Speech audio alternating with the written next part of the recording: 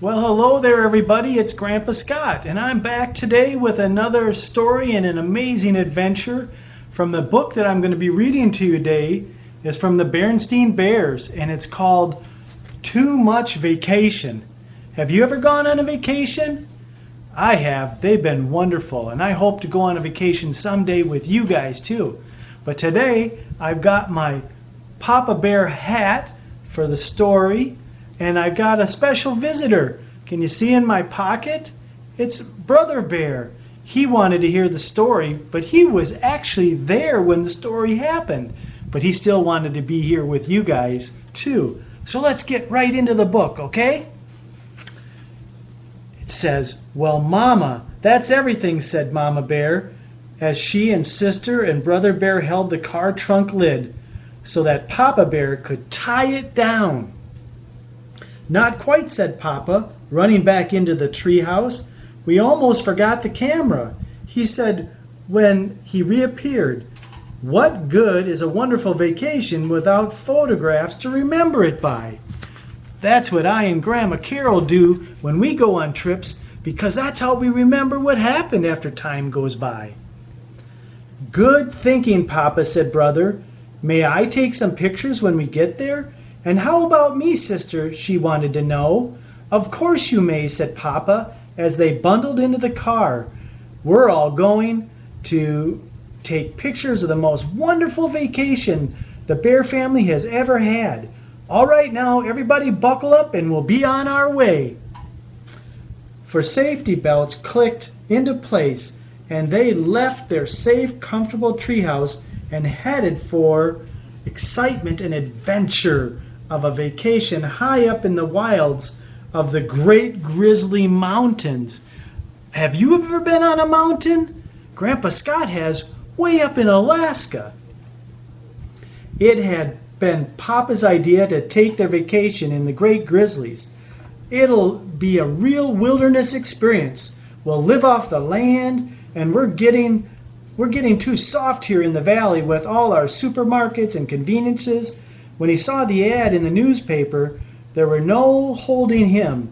It said, "Try a wilderness vacation, a lovely mountain cabin complete with rowboat by the beautiful Crystal Lake."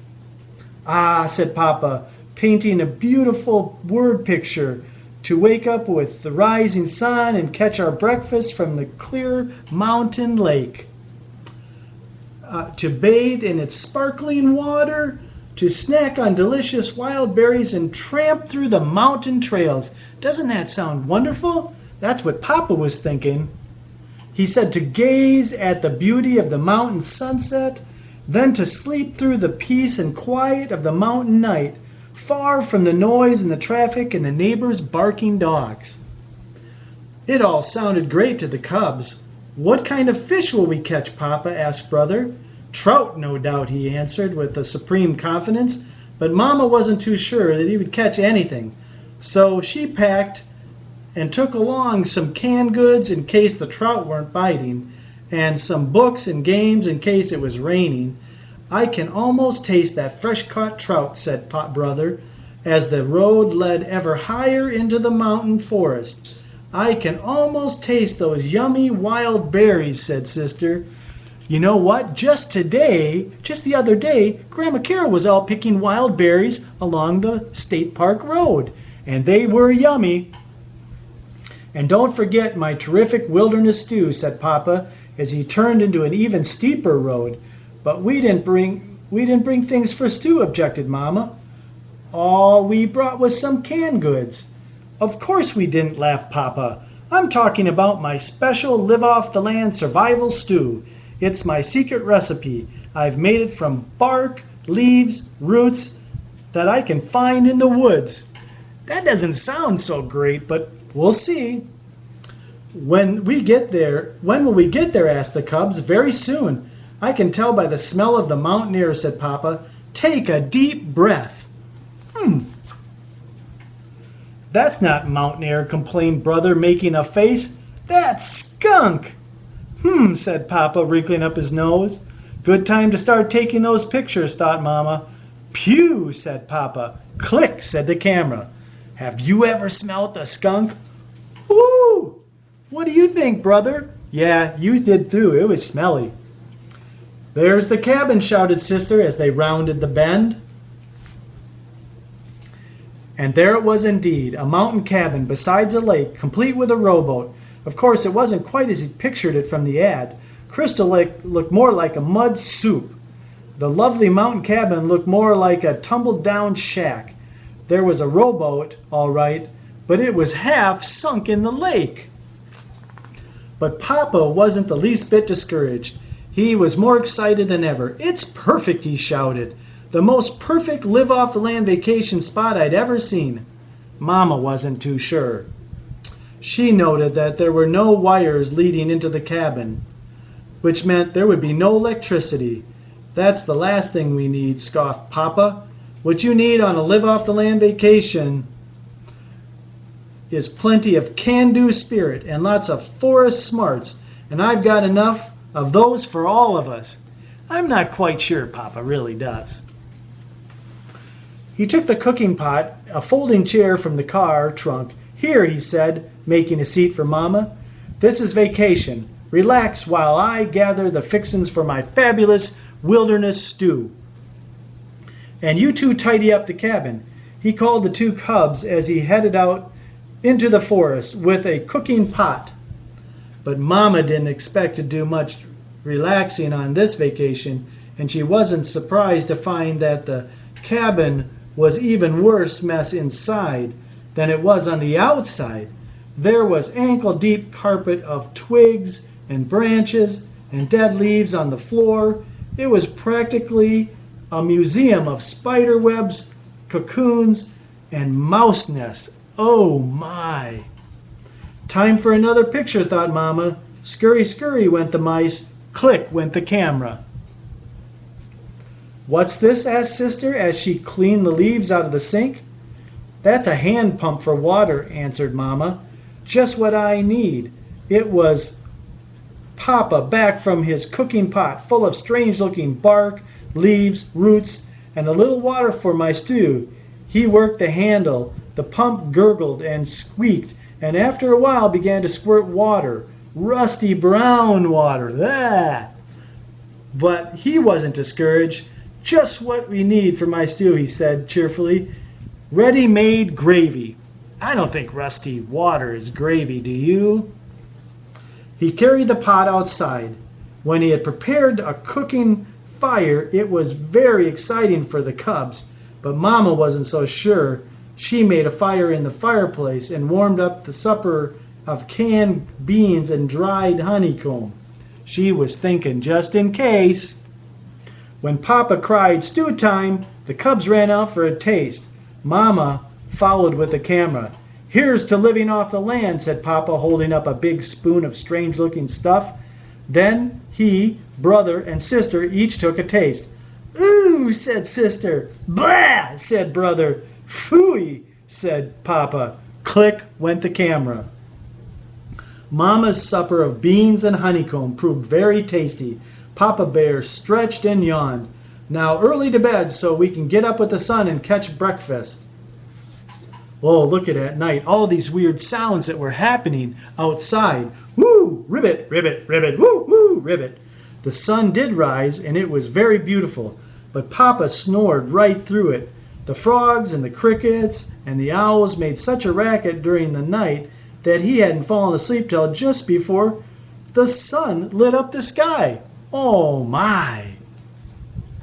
Papa began to get a little discouraged when he went out to catch breakfast. The boat sank as soon as he stepped into it, and all he caught was a gloppy mudsucker that was snuffling noises and started to snuffle, snuffle, glop, said the mudsucker. Click, said the camera. It was Papa's turn to snap a picture when Mama and the cubs tasted the wild berries. The thorns were something fierce, and the berries were so sour, even the birds puckered up. Not sounding so great. What do you think, brother? How was that? Oh, yeah, there's more. Okay. Later, it was perfectly beautiful sunset, but Papa's family didn't get to see much of it. There were way too busy swatting at swarms of hungry mountain mosquitoes that swooped in from the lake. "Live off the land, you say," shouted Mama as she ran for the cabin. "With all these thorns and mosquitoes, it's more like the land living off of us." It began to rain, and just as they reached the cabin, but the roof leaked badly. Pretty soon, they had more leaks than pots and pans. They spent a miserable night. By morning, they were soaked. Their fur was, and there was a foot of water by the front stairwell. "Oh my, this is turning into quite the disaster, wouldn't you say?" "Don't worry," said Papa. "The rain can't last forever, and just as soon as I sweep out this water," but instead of Papa sweeping the water swept Papa out the door and down the muddy slope and into the muddy, mucky lake. When Mama and the cubs reached him, he looked more like a mud ball than Papa Bear. "Say," he said, looking up at them, "I have a terrific idea. Let's go home." So the Bear family loaded up the trunk, put the car top up, bundled into the car, and bumped and splashed down the mountain in the driving rain. The rain had stopped, and the sun had come out by the time they reached the valley, and their treehouse had never looked so good as it looked to them that day. That's for sure. The next day, Mama took the film to the camera store to be developed.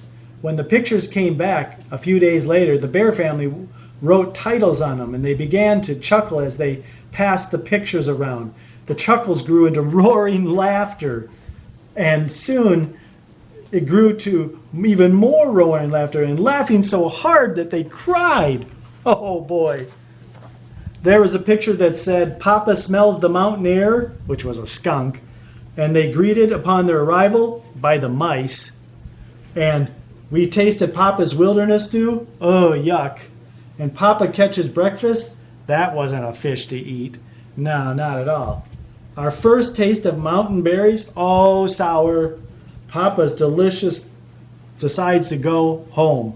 That was the best thing of all. So here they are. And every so often through the years, they take out those pictures and have an absolutely wonderful time enjoying the worst vacation the Bear family ever had. And that's the end of the Bernstain Bears Too Much Vacation. But you know what? And you too, Brother Bear, I thank you for that great story. But you know what time it is. Now's the time to go outside and have some fun, because this story is all